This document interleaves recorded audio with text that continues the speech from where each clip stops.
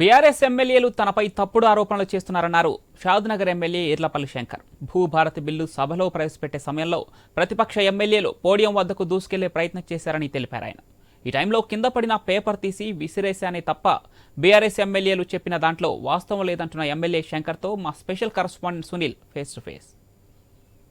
జరిగే సమయంలో షాద్నగర్ ఎమ్మెల్యే ఈర్లపల్లి శంకర్ పై తీవ్ర స్థాయి విమర్శలు చేస్తున్నారు బీఆర్ఎస్ ఎమ్మెల్యేలు. ఎందుకు ఆయనపై విమర్శలు చేస్తున్నారు, ఆయన ఎలా వ్యవహరించారు అనే అంశాలను ఆయనతో మాట్లాడే ప్రయత్నం చేద్దాం. మనతో శంకర్ ఉన్నారు.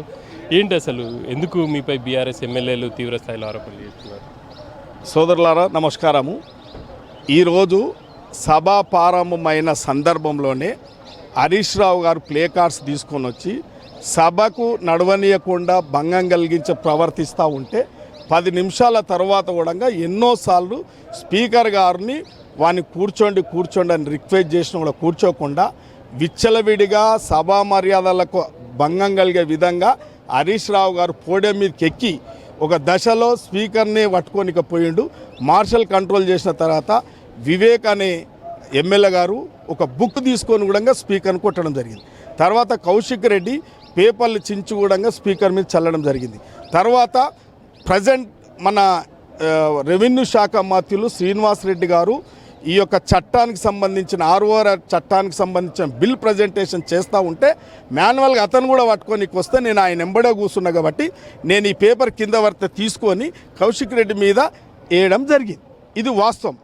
దీంట్లో ఏదో వాళ్ళు వక్రీకరిస్తారు, చెప్పు తీసుకురు అది తీసుకురు అని అనుకుంటే ఇలా సభలో మాత్రం వాళ్ళకు చెప్పు తీసుకొని కొట్టుకున్నంత పని అయింది. ఎందుకంటే ఇలా ప్రతిపక్షాలు అన్నీ కూడా ఈ యొక్క ప్రజెంటేషన్ అంటే కొత్త ఆర్ఓఆర్ చట్టాన్ని అందరు సమర్థిస్తూ చాలా బాగుంది, ధరణి పోయింది, ఈ రాష్ట్ర ప్రజలంతా సంతోషంగా ఉన్నారు, సంబరాలు చేసుకుంటున్నారు, మాకు కూడా చాలా సంతోషంగా ఉన్నదని చెప్పి కూడా ప్రతిపక్ష నేత బీజేపీ నేత మహేశ్వర్ రెడ్డి గారు కానీ, ఎంఐఎం నేత అక్బరుద్దీన్ ఓవైసీ గారు కానీ, కూనంనేని సాంబశివరావు కానీ అందరూ కూడా సమర్థించారు. కాబట్టి వారికి ఇండైరెక్ట్గా వాళ్ళు ఏదైతే ప్రచారం చేసుకుంటారో అది జరిగింది వాళ్ళకి ఇండైరెక్ట్గా.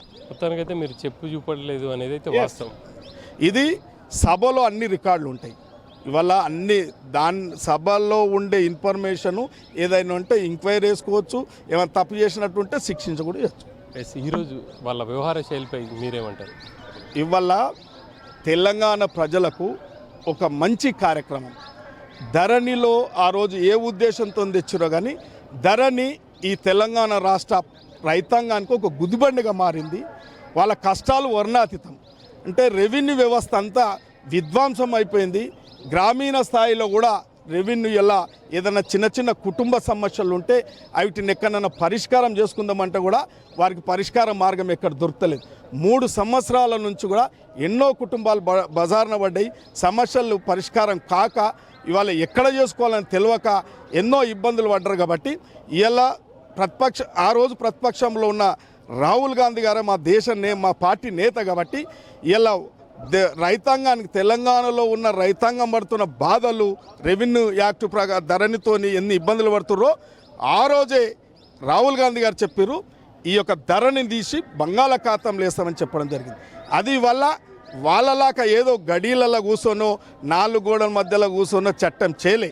ఇలా ప్రజాభిష్టం వరకు ప్రజాపాలన ఇందిరమ్మ రాజ్యంలో ప్రతి ఒక్కరి రెవెన్యూ అధికారుల యొక్క మేధావులతో కూర్చొని అధికారులతో సమీక్షలు జరిపి కేబినెట్ సమీక్ష జరిపించి ఇలా ముసాయిదా చట్టం అంతా కలెక్టర్ల దగ్గర కూర్చోబెట్టి ప్రజా సంఘాలను రైతులను అందరికీ ఇష్టమయ్యే విధంగా కూడా ఆ యొక్క చట్టాన్ని కొత్త చట్టాన్ని పొందుపరిచారు. కాబట్టి ఇలా జీర్ణించుకోలేక ఆ చట్టం రావద్దు, ధరణిలో చేసిన కుంభకోణాలు, ధరణులు చేసిన అవకతవకలు, అన్యాయాలు, అక్రమాలు అన్నీ బయటకు వస్తాయి అనే దురుద్దేశంతోనే అడ్డుకోవాలని చూశారు. కాబట్టి భగవంతుడు అనేటోడు ఉన్నాడు, ఇప్పుడున్నాడు, రేపున్నాడు, ఎల్లుండి కూడా ఉన్నాడు.